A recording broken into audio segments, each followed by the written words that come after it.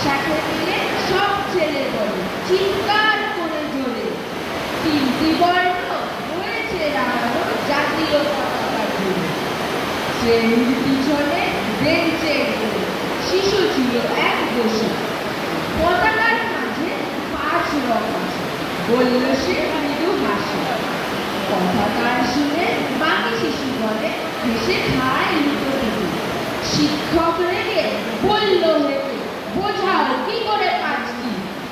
অবি মাথা নিচু করে ভয়ার্ত স্বরে সরল শিশুটি বলে, উপরে গেরুয়া, মাঝখানে সাদা, সবুজ আছে তার তলে, আর আছে আঁকা গোলাকার চাকা, নীল রং আছে এতে। শিক্ষক বলে এটিকে ধরলে তবুও হচ্ছে 4টি। অবধ শিশুটি বলল তখন, রং আছে আর এক, লাল লাল চোখ দাগ দেখা যায় ওই পতাকার মাঝে।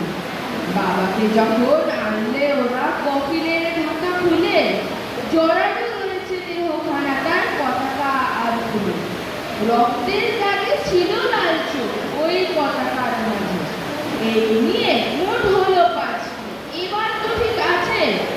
সরল শিশুটির জবাবখানি কাঁপিয়ে দিল বুক, অশ্রু এলো নয়ন ভরে, শুকনো হলো মুখ। আজও যারা দেশের জন্য করছে বলিদান, স্বাধীনতার শহীদ সঙ্গ তাদের অমর প্রাণ। হয়েছি স্বাধীন, পেরিয়ে গেছে 70টি বছর, দেশ বাঁচাতে যাচ্ছে যে প্রাণ, রাখছে কি তার খবর? নমস্কার।